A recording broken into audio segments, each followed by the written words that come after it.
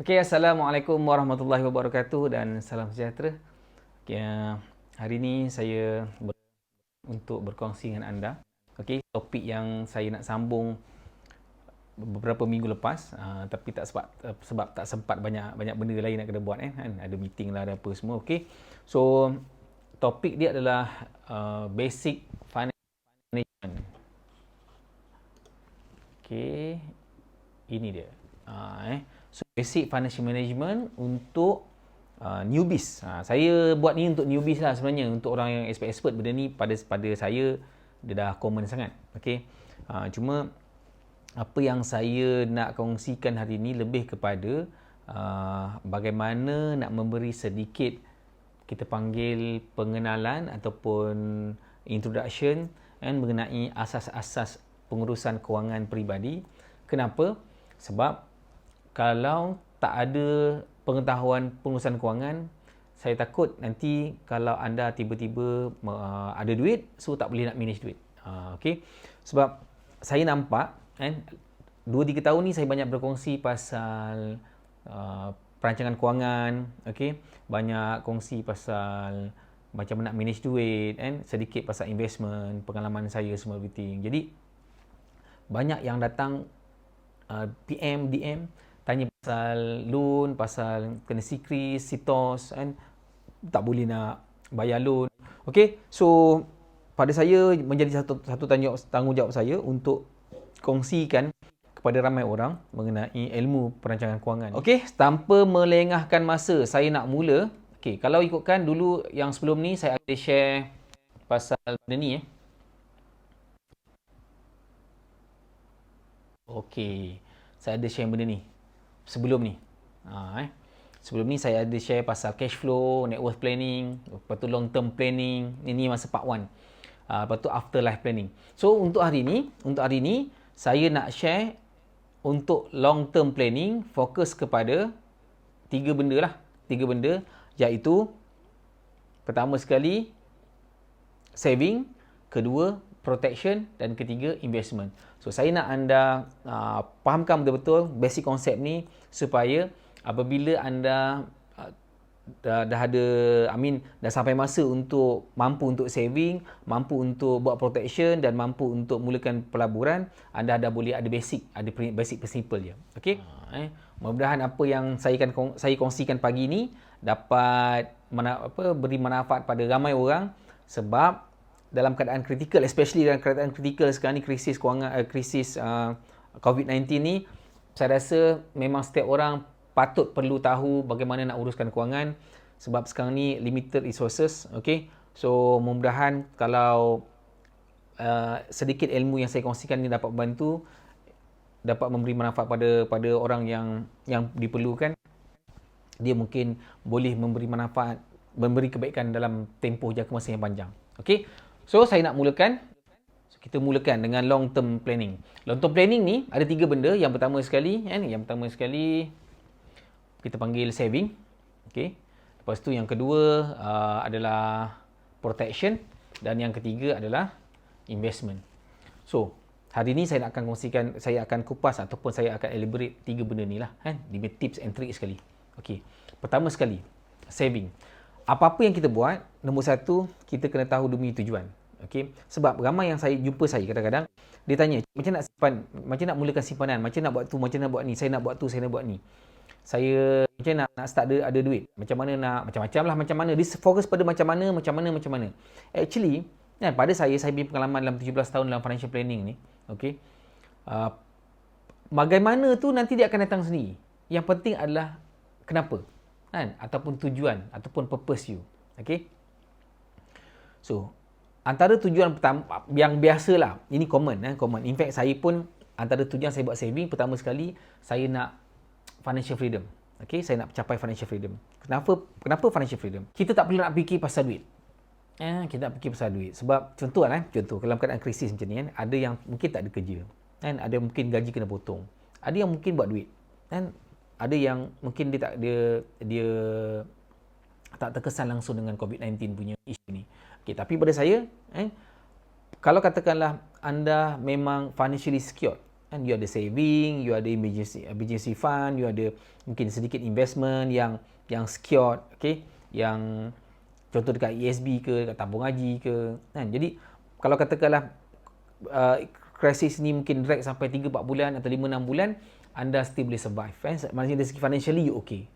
Dan kebetulan pula sekarang ni government bagi moratorium, kan, bank-bank semua bagi moratorium, insurans pun ada bagi 3 bulan deferment payment. So maksudnya kita tak terlalu tertekan dengan kalau tak ada duit lah, kan. Kita lebih stabil dari segi kewangan dan insya-Allah emosi pun lebih stabil. Okey.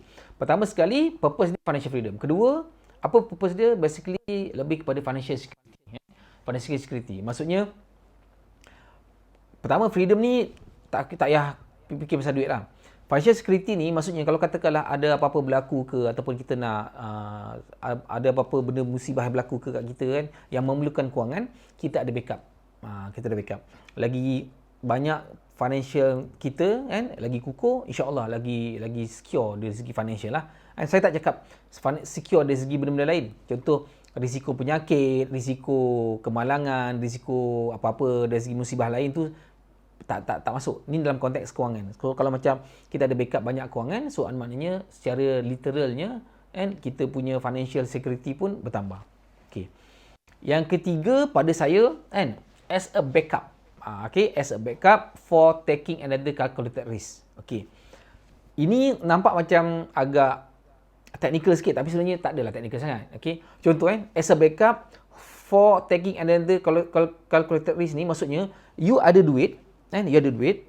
So bila ada duit extra, sebahagian daripada duit extra tu you boleh invest kat tempat yang mungkin risiko dia lebih tinggi, tapi anda boleh manage dia punya risiko tu dan memberi pulangan yang lebih tinggi. Sebab basic principle dia high risk, high return. So nanti saya akan tunjukkan bahagian investment nanti, kita panggil investment vehicle ataupun investment vehicle yang mana satu yang memberi pulangan yang tinggi tapi mempunyai risiko yang agak tinggi. Jadi kalau katakanlah anda ada backup kewangan, basically anda boleh masuk ataupun involve dengan platform investment yang agak tinggi risiko, tapi, kan, anda boleh dapat pulangan lebih tinggi. Okey. So apa objektif, kan, objektif menyimpan ni? Tadi purpose, kenapa, kan, objektif. Objektif ni apa yang kita nak capai lah. Pertama, basically apa yang anda capai adalah untuk pertama sekali untuk saving ni adalah untuk sediakan emergency fund. Sama ada 3 bulan pendapatan ataupun 6 bulan pendapatan ataupun 12 bulan pendapatan. Bergantung kepada anda punya objektif lah. Target, financial goal. Okey. Kalau macam saya prefer kalau boleh mungkin setahun, 2 tahun, 3 tahun lah. Tapi as a start, anda boleh mulakan dengan 3 bulan saving. 3 bulan income punya saving. Okay. So, you dapat duit, you kena set. Okay, aku sekarang ni perlukan 3 bulan punya saving. Contoh macam income 3,000. So, basically, you ada saving mesti 9,000. Nak letak mana tu semua kemudian. Nanti saya akan kongsikan. Tapi, berapa banyak tu lebih untuk permulaan 3 bulan income. 3 bulan income. So, selepas dapat 3 bulan income, anda mungkin boleh diversify sikit pergi ke mana-mana pelaburan yang agak memberi pulangan yang lebih tinggi untuk tambah you punya backup emergency fund ni jadi kita panggil 6 bulan pula. Okay, selepas tu 12 bulan pula. So bila dah 12 bulan, so at least anda dah boleh fikir macam mana anda nak susun untuk pergi ke tempat-tempat lain yang lebih memberi pulangan yang lebih tinggi. Okay, itu objektif pertama. Ataupun ada yang mungkin ada objektif dia menyimpan ni untuk buat down payment, sama ada down payment kereta atau property ke, sebab bila nak beli kereta, okey, saya nak cerita pasal rumah dulu. Katalah beli property, mungkin ada yang kata, oh sekarang saya tak kasi 100% loan, lepas tu dia punya kita panggil bayar booking fee je, lepas tu bank bagi 100% loan. Betul, ada yang jenis macam tu, especially rumah-rumah yang baru lah, kan. Kita panggil primary market, rumah baru, rumah yang under construction. Tapi kalau untuk rumah yang subsale atau lelong, anda memang kena ada upfront duit, kan. Memang kena ada upfront duit. So tu tak campur lagi dengan duit untuk lawyer fee, kan, legal fee, semua everything, stamping. So memang perlu ada duit. Jadi antara objektif nak menyimpan adalah untuk buat down payment beli property. dan juga mungkin beli kereta. Okey, beli kereta ni ada yang suka buat loan full, 100% loan, yang tak suka bayar down payment.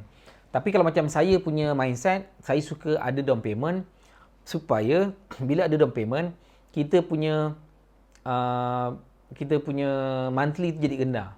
Bila monthly rendah, kita punya income, cash flow tu kan, saya cerita dalam first punya part 1 punya basic financial management, bila kita panggil cash flow tu kita strong, kita ada boleh buat macam-macam lagi. Sebab tu kalau saya prefer down payment, ada down payment lah kan untuk kereta. Okay, apa lagi objektif? To start up fund untuk investment. Macam saya cakap tadi, katakanlah anda dah capai 3 bulan punya saving, 3 bulan punya income saving. So, selepas tu anda simpan lagi, tapi ini simpan untuk startup, untuk projek lain. Mungkin untuk invest kat property, mungkin invest kat saham dan invest tempat-tempat lain lah. Okay. So, basically, anda faham simple je benda ni, konsep dia. Tapi kadang-kadang untuk orang yang tak tahu langsung, kadang-kadang dia blur, tak tahu nak mula macam mana. Okay. Satu lagi, yang ini saya punya lah, Saya dulu, untuk pengetahuan anda, bila mula-mula saya nak menyimpan duit, masa tu, katakanlah macam, okay, kita baru start kerja, tak ada duit, tak ada simpanan, kan? Walaupun masa saya habis belajar dulu saya ada cash 10,000 sebab masa belajar saya ada kerja part time, semua ada simpan. Okey. Bila ada 10,000 dalam bank account dan kita nak sambung simpan, pada saya lebih bermotivasi berbanding dengan kalau kita tak ada langsung. Katakanlah kita simpan 1,000, tiba-tiba alamak nak pakai duit balik, keluar balik 800, tinggal lagi 200. So bulan depan simpan lagi, nak pakai lagi duit, keluar lagi, nak pakai lagi, keluar lagi. Jadi sampai bila pun amount tu tak besar-besar. Jadi bila katakanlah bila kita ni, pada saya macam mana saya motivate diri saya untuk simpan, saya akan create satu fund. Contoh macam okey, kita simpan sampailah 2,000, 3,000. Okey, bila ada 2,000, 3,000, kalau kita perlukan apa-apa yang bukan keperluan cuma kehendak, kalau saya akan tahan. Sebab apa? Sayang ni duit ni. Tak apalah, ini je aku ada. So kalau untuk aku nak benda yang lain, kena tunggu dulu. Tunggu next punya fund. Okey. So, itulah cara saya motivate diri saya untuk menyimpan. Bila ada base yang besar, so kita lagi motivate untuk simpan. Okey. So, tu nombor 4, objektif. Okey, macam mana nak start? Macam nak start. Ini yang banyak orang tanyalah. Okey. Ada banyak cara lah. Tapi pada saya suka advice sesiapa pun sebenarnya, advice dengan buat budgeting. Budgeting macam mana? Saya buat budgeting 70-30 ataupun 60-40. Apa maksud 70-30 dan 60-40? Maksud kalau 70-30, maksudnya anda simpan 30%, 70% you belanja. Kalau 60-40, anda simpan 40%, 60% je belanja. Okey. Macam mana nak buat macam tu? Dan sebab tu you buat bajet. You kena buat bajet. Bajet ni maksudnya kira-kira. You dapat income berapa, you belanja berapa. Okey. Kalau tak boleh, adjust. Kalau tak dapat, adjust. Kalau katakanlah kita sebelum ni mungkin makan yang agak mahal, agak mewah, so mungkin kita reduce. Macam saya dulu, saya sanggup naik motor. Naik motor, saya fikir sebab naik motor ni minyak murah, parking tak ada, lepas tu pun tak jam. Okay. Saya ada kereta, tapi kereta simpan. Kereta mungkin pergi nak jalan-jalan jauh, balik kampung, jumpa parent ataupun kalau hujan. Kalau tidak memang saya naik motor. Saya mula-mula dulu saya start bisnes. So, mungkin kadang-kadang orang ada rasa macam malu nak downgrade. Kalau saya tak ada malu. Sebab apa? This benda ni adalah untuk kita. Sebab apa kita nak malu dengan orang? Pedulikan dengan orang lain. Sebab kita nak uruskan duit kita ni, orang lain tak tahu, orang lain tak bantu pun. Siapa yang nak bagi kita tiap bulan duit? Kecuali kalau kita cari sendiri. So, pada saya very simple, saya kena manage duit saya. Jadi, saya kena susun saya punya bajet. Sama ada 70-30 ataupun 60-40. Ikut anda punya kemampuan. Kalau katakanlah tak mampu nak buat macam tu, dah turun dah expenses, habis dah. Cari usaha cari pendapatan sampingan. Sekarang ni boleh buat online lah, jual online dekat Facebook, dekat Instagram, macam-macam you boleh buat. Tak ada alasan sekarang ni. Sebab keputusan PKP ni kan, ramai orang duduk rumah, ramai orang pegang handphone. Okay, so this is the good time untuk you explore part time income. Okay, nombor dua, okay, life within budget. Maknanya you kena hidup dalam kita panggil budget lah. You tak boleh lah nak mula menyimpan tapi hidup mewah. Okay, over budget. So tak boleh lah. Okay, itu basic rule, simple je, bukannya rocket science pun, simple je kan. Live within budget. Okay, yang ketiga, simpan dulu, belanja kemudian. Bukannya belanja, dah tinggal sikit, baru nak simpan. Kalau macam tu memang sampai bila pun tak simpan.